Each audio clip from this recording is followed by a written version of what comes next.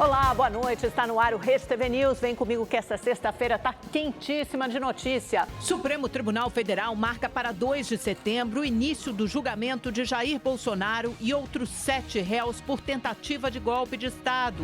Influenciador Ítalo Santos e o marido Israel Nata são presos em São Paulo em ação contra a exploração de crianças e adolescentes nas redes sociais.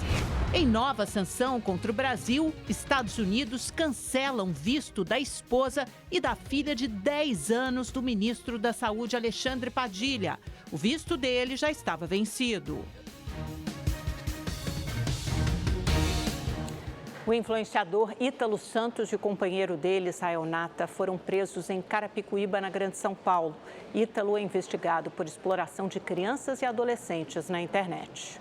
A prisão foi feita nesta casa de alto padrão onde o casal permanecia escondido. De acordo com a polícia, os dois planejavam uma fuga e foram surpreendidos pelos agentes. Cada um deles tinha 4 celulares, estão sendo apreendidos 8 celulares e o veículo também, que é uma Land Rover. Tinham 8 pessoas na residência. Segundo a defesa, Ítalo estava passando férias em São Paulo. Eles já se encontravam aqui em São Paulo. A gente está lidando com influenciadores digitais de grande porte, pessoas que têm compromissos em vários estados, sobretudo em São Paulo. Foi uma coincidência ter saído o mandado e eles virem para cá? Coincidência não, foi uma surpresa desagradável. Qual é o problema de ter imagem de crianças dançando?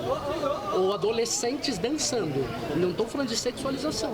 Não foi sexualizada nenhuma das crianças. O influenciador e seu parceiro são investigados desde 2024. Nas redes sociais, ele usava imagens de crianças e adolescentes sendo sexualizados e erotizados para ganhar mais visualizações. O caso ganhou repercussão após denúncias do youtuber Felca sobre a exploração sexual de menores em conteúdos na internet. Desde o último dia 6, quando o Felca, que tem mais de 5 milhões de seguidores, citou em um vídeo a atuação de Ítalo, o influenciador foi alvo de medidas da Justiça da Paraíba.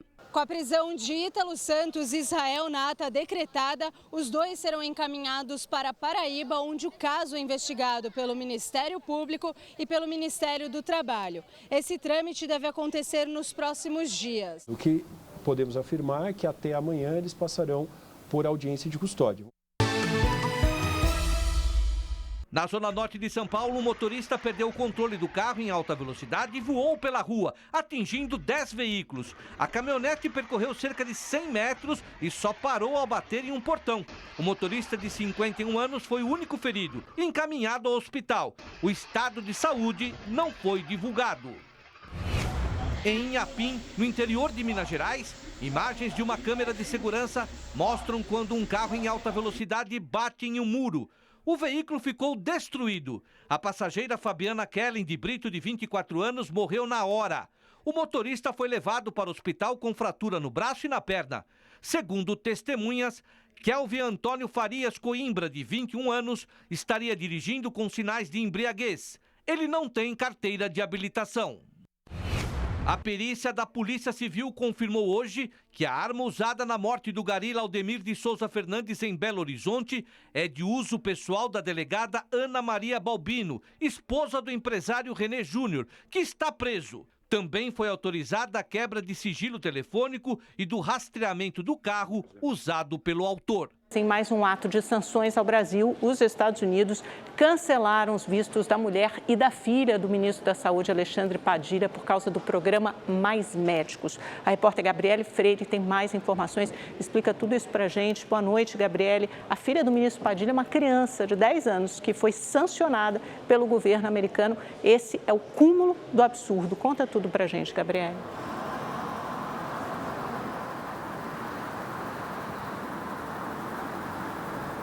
Oi, Amanda, boa noite para você, boa noite a todos que nos assistem. Olha, esse comunicado de cancelamento dos vistos foi enviado por e-mail pelo Consulado Geral do Brasil em São Paulo. O ministro Alexandre Padilha, ele não foi afetado por essa decisão porque o visto dele está vencido desde o ano passado. A mulher e a filha dele, de 10 anos, estão no Brasil e agora ficam impedidas de entrarem nos Estados Unidos. A sanção veio depois que o ministro da Saúde, Alexandre Padilha, elogiou o programa Mais Médicos, que é um programa brasileiro, mas que está sendo duramente criticado pelo governo dos Estados Unidos por ter feito uma parceria com o governo de Cuba em 2013 para a utilização de médicos cubanos aqui no Brasil. Em Recife, o ministro Padilha, ele comentou esse assunto e disse que foi uma medida covarde e que o governo americano provocou um incidente diplomático. Vamos assistir o que ele falou. Eu quero que eles me expliquem o que a minha filha de 10 anos de idade pode significar de risco para o governo americano para ela não poder, para ela ter seu visto cancelado, né? Eles têm que explicar, não é só para mim, não. Eles têm que explicar, não é para o Brasil, só para o mundo, porque é um incidente diplomático. Eu quero que eles expliquem isso, né? Até onde nós chegamos, certo? Até onde nós chegamos. O presidente Lula participou hoje da inauguração da fábrica de uma montadora chinesa no interior de São Paulo e afirmou que o presidente Donald Trump fala inverdades sobre o Brasil. A repórter Stella Freitas acompanhou o presidente, o evento, e vai trazer as informações. Boa noite a todos. Lula chegou acompanhado do vice-presidente e ministro do Desenvolvimento, Indústria, Comércio e Serviços, Geraldo Alckmin, do ministro do Trabalho e Emprego, Luiz Marinho, e do ministro do Empreendedorismo, Márcio França. Eles visitaram as instalações da fábrica, que deve gerar cerca de 1.000 postos de trabalho até o fim do ano, além do investimento de 6 bilhões de reais no Brasil até o ano que vem.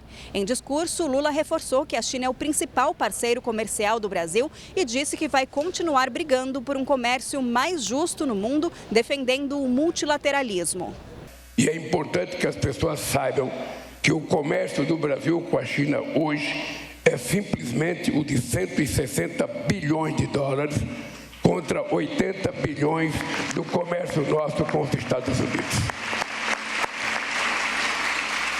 É importante que vocês saibam por que nós criamos os BRICS e criamos os países do Sul Global. É porque nós estávamos cansados de sermos tratados como país do terceiro mundo.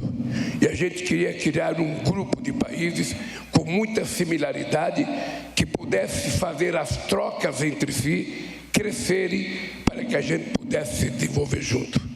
Lula também voltou a criticar a postura de Donald Trump com o Brasil, disse que Alckmin é um bom negociador e que o presidente americano tem espalhado inverdades sobre o país. Os americanos não têm prejuízo com o Brasil. Só para vocês terem ideia, em 15 anos, eles têm um superávit com o Brasil de 410 bilhões de dólares. Então, a ideia de passar para o mundo que o Brasil é um país horrível para negociar, não é verdade. E eu não posso admitir que um presidente de um país do tamanho dos Estados Unidos possa contar a quantidade de inverdades que ele tem contado sobre o Brasil. O presidente da Câmara dos Deputados, Hugo Mota, encaminhou ao Conselho de Ética os pedidos de cassação de mandato contra o deputado Eduardo Bolsonaro, protocolados pelo PT e pelo PSOL. Hoje, Eduardo postou foto com o secretário de Tesouro dos Estados Unidos, Scott Bessent, e destacou que é ele quem decide sobre a aplicação da Lei Magnitsky, usada para impor sanções ao ministro Alexandre de Moraes. Além da Câmara, Eduardo é investigado num inquérito do Supremo Tribunal Federal. E quem também foi incluído nessas mesmas investigações é o pastor evangélico Silas Malafaia.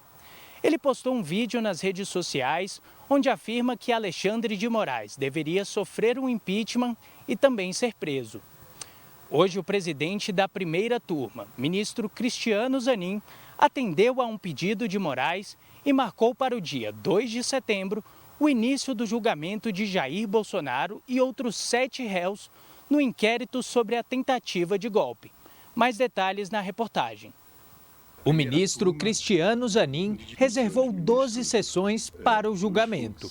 Elas serão realizadas nos dias 2, 3, 9, 10 e 12 de setembro. No pedido para colocar o processo em pauta, o ministro Alexandre de Moraes disse que a definição da data é necessária para assegurar a efetividade da ação penal. Esse início do julgamento nós vamos ter tanto a apresentação de pronunciamento por parte da acusação, como também as sustentações orais das defesas. Então é um julgamento que tende a ser um pouco mais longo do que aquele julgamento que acontece normalmente em primeira instância.